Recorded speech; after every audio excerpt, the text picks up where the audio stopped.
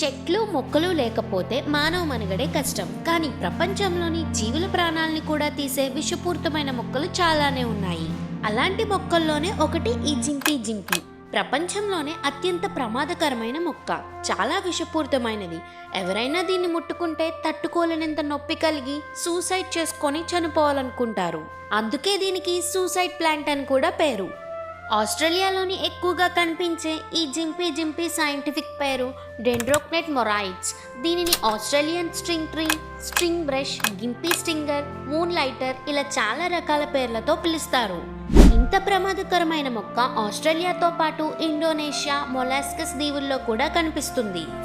ఈ మొక్క ఆకులపైన వెంట్రుకలలా కనిపించే పదునైన ముళ్ళు ఉంటాయి.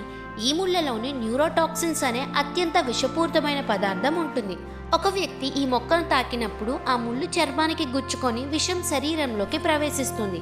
ఇది నాడీ వ్యవస్థపై ప్రత్యక్ష ప్రభావాన్ని చూపుతుంది.